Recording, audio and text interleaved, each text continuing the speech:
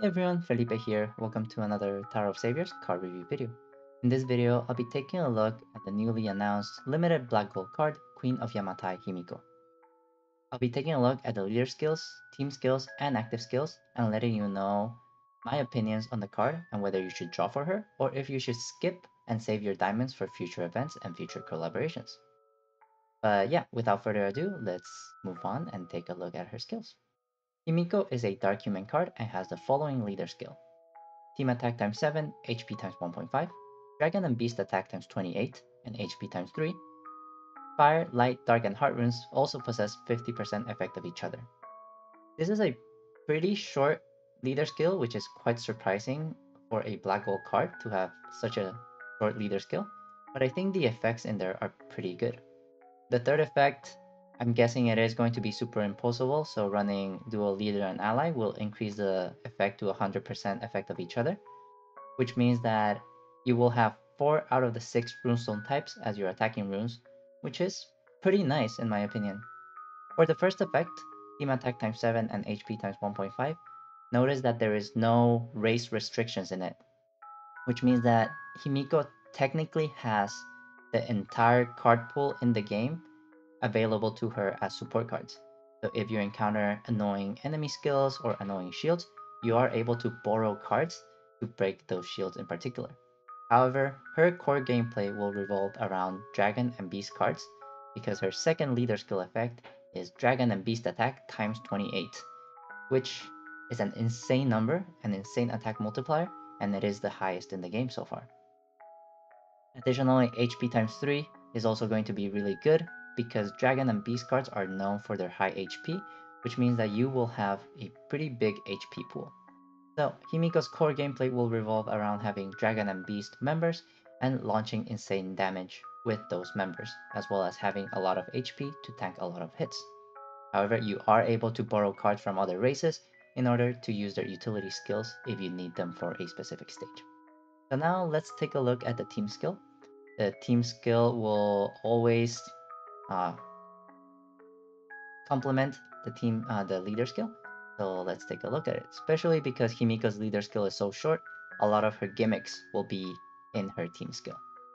So the first team skill is going to be the Arcane Dogu ability. This is going to be a craft ability, similar to Energy Tank, Rainbow Spiral Pattern, Pandora's Box, Positron Cannon, Minerals, Crystallization, Skill, etc. So the Arcane Dogu ability has the following effects. Skill CD of all members minus 6, fully recover HP, and for 1 round you get a time tunnel effect. However, the cost for this craft skill is going to be 100% of your craft apparatus, as well as consuming 1 activation of your Dragonic Compulsion. So unlike Energy Tank, Rainbow Spiral Pattern, and Pandora's Box, where they can be spammed infinitely, this one will have a 2 times limit, since you can only activate your craft twice. However, I do think that this cost is pretty balanced because the effect is pretty busted in my opinion. Time Tunnel, always beneficial. It allows you to stack your runes easily, allows you to break a lot of shields, ignore a lot of other things. So Time Tunnel is always beneficial to have. However, the skill CD of all members minus 6 is in my opinion also really busted. This does not have any race restrictions, so any member in your team will be able to benefit from this skill reduction. A lot of cards have CD6, and a lot of good utility cards are CD8. This means that you will be able to activate these really good effects really quickly and generate more burst for your team and generate more damage or break more shields easily. But yeah, so skill CD minus 6 is going to be really beneficial, and time tunnel is also going to be really beneficial. So this arcane dogu, in my opinion, is really powerful, and it is balanced by the fact that you can only activate it twice. Additionally, um, compulsion skills are not reset. They're not, um, well, they can be reset by craft reset enemies, but they are not locked, so you can always use them if your active skills are locked by the enemy.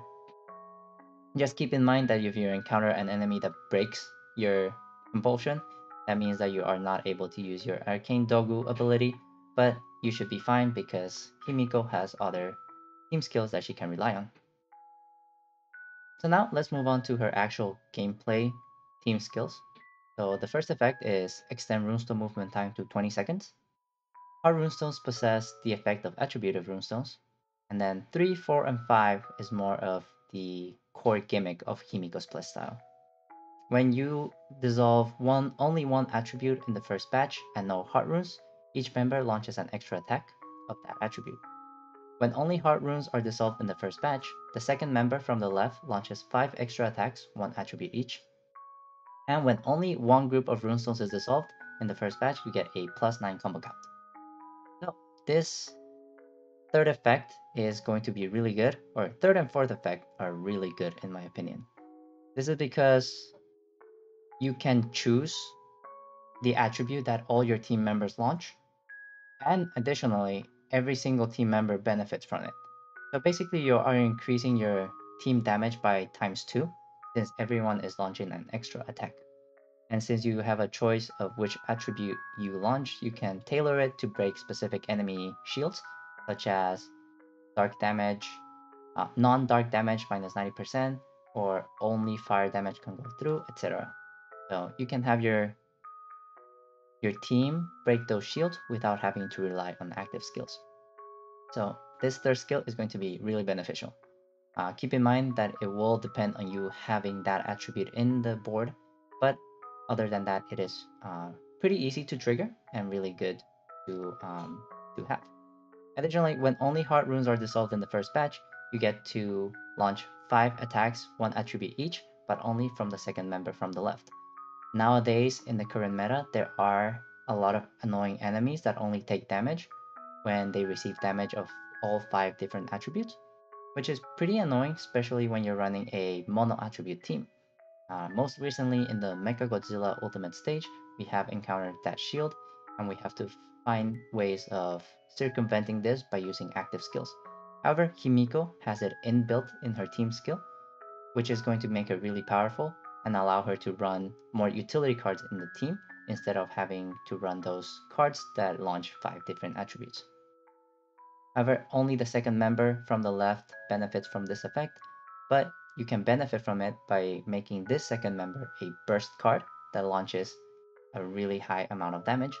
For example, Fenrir or other dragon cards like Novalis, etc.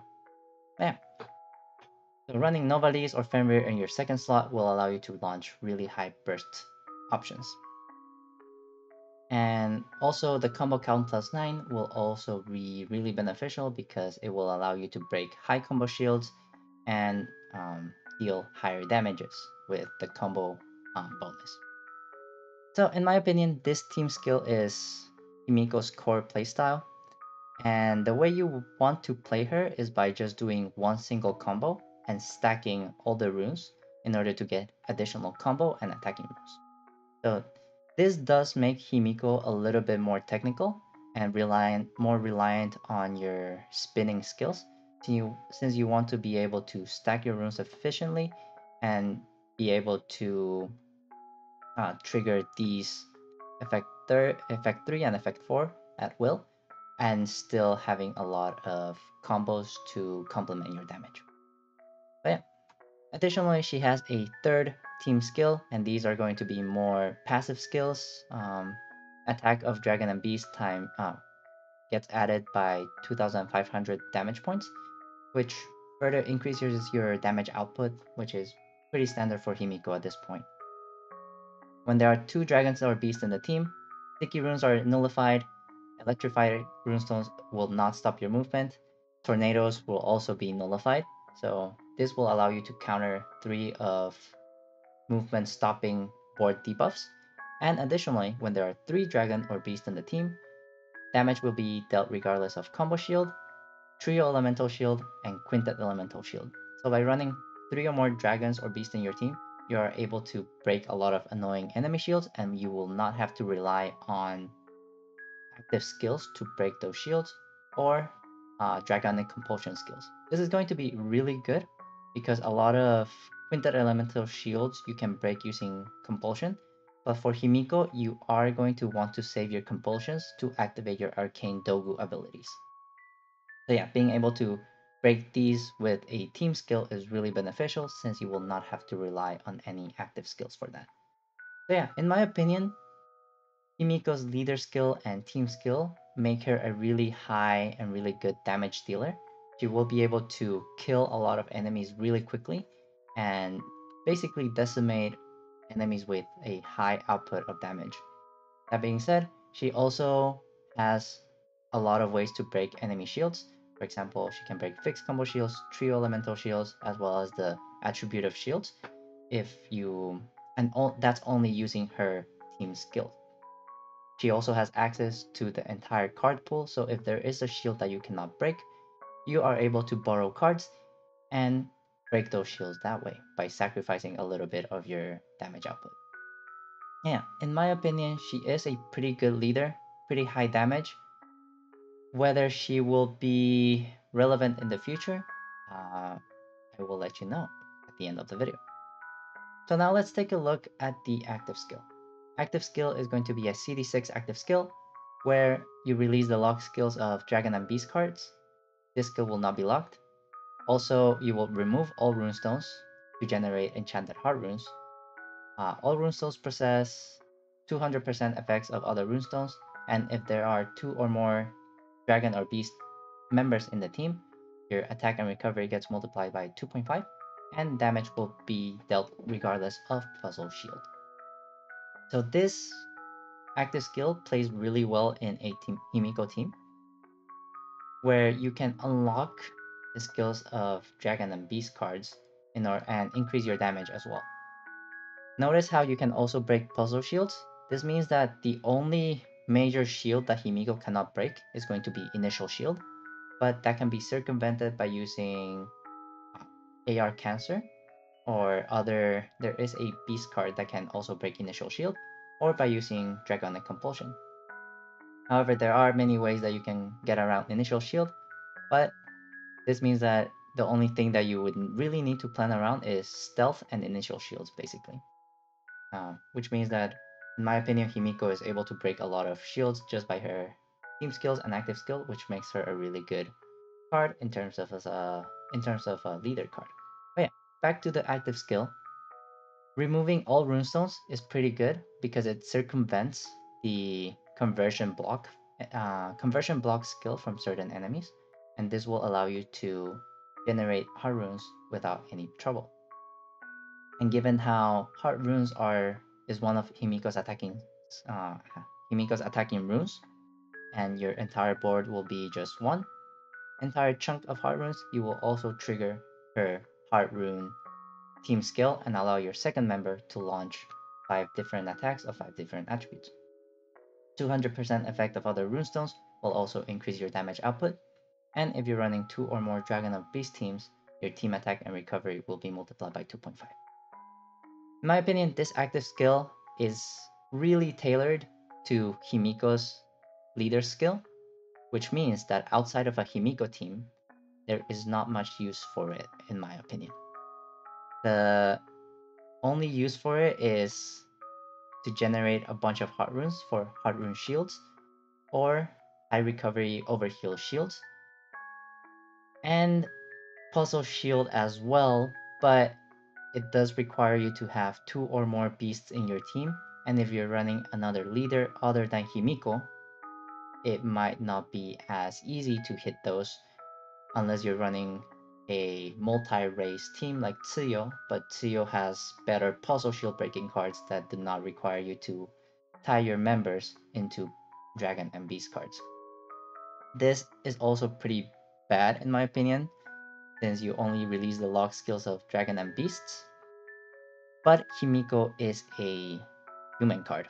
So a lot of Dragon and Beast cards like Qinghui, Jitsun will only activate the leader skills if you're running dragon cards. And for beast cards as well, they only activate their leader and team skills if you're running beast cards. Himiko is a human card, so you are not able to run those. You are not able to run Himiko in those teams because otherwise you will be breaking uh, the leader skills and the team skills. So you will not be able to benefit from this release lock skills or this puzzle shield since your leader skills are broken and your damage will be pretty low. I also expect that future Dragon and Beast leaders might also have a race limitation. So if you are not able to slot in humans in those teams, Himiko becomes useless in a Dragon and Beast card. So in my opinion, Himiko active skill works really well with her leader skill and team skills, but outside of that, I don't see that much utility for her active skill.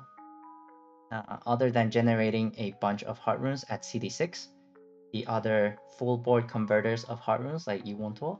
No, not Yuwonto, but yeah, in order to generate a lot of heart runes, usually the skill CD are pretty high. So having a CD6 full board heart converter is going to be the only benefit I see for Himiko. Bam. So touching upon that, that gives me a good transition to whether you should pull for Himiko or not. In my opinion, Himiko is a really good leader, but she is only good as a high damage output, and there's not that much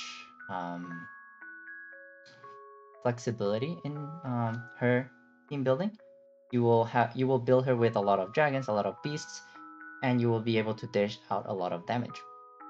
However, moving forward as the meta progresses, as the enemy's HP gets higher and higher, Himiko might fall out of relevancy, just like Jabir, Chinque, etc., like the other black cards that followed behind her. Given that she is a human card, she will also struggle quite a bit with achievements.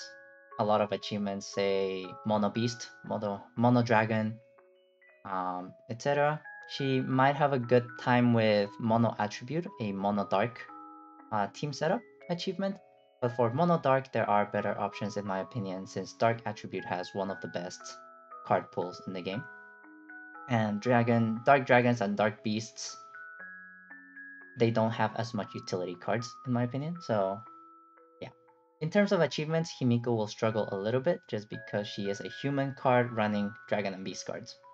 I think it is pretty cool because it is something new, but given how the meta is progressing, having a human card in charge of Dragon and Beast cards is long term will not be that great, especially if her active skill is it's so tailored to her leader and team skill. Once the meta progresses and once she falls out of the meta, she will not really be able to use her skill, since a lot of Dragon and Beast leaders, like I said before, have race restrictions in their leader skills and team skills, which means that you will not be able to use Himiko in those teams. That being said, if they allow humans to be added into that team, which Madhead might do, considering if Madhead is considerate about Himiko and her future uses, they might add they might lift the race restrictions for future Dragon and Beast leaders, but as of now, a lot of Dragon and Beast leaders do not allow you to run humans in the team, which means that her active skill is not able to benefit your Dragon and Beast teams, even though it is so tailored to benefit Dragon and Beast teams, which is quite unfortunate in my opinion. But yeah, so should you draw for this card? If you have the resources and if you are a collector and want to have every single black card in the game, I would say go for it. However, this is a Mad Hair original black gold card, which means that every time there's an ancient seal coming back, she will be able to be in those ancient seals. So it's not like she will never be available in the game anymore. That being said, by the time she comes back again, she might have fallen out of the meta, who knows. But in my opinion, if you already have a good dragon leader, aka Huaxi or Jichun, or if you have Fei Ying, Pui Pui, etc., as a beast leader or Godzilla, then I would say you don't necessarily need Himiko. Yes, she is a really good damage dealer, but um, she is not a dragon or a beast. So achievements for dragon and beast cards, she will not be able to fulfill those. She will mainly be there to break harder content like the monthly challenges. transmigrations and all of that, since she has high damage output. But I think that's the only thing going for her. She has high damage output as well as ignoring shields. So yeah. So basically, Himiko, how do I put this? Himiko will allow you to clear a lot of the game content up until now. Future content, we don't know, but the content that has been released, Himiko will be able to let you clear it really easily. So if you have been struggling with main story quests, Lost Relic, um, Age of Age of Magic, or those stages, you might want to consider pulling for her since she will make the game pretty easy. Granted that you have really good beast cards and dragon cards in your inventory to break shields or to deal damage. At the very least, you want to have Fenrir because Fenrir you can farm for them and they deal a lot of damage.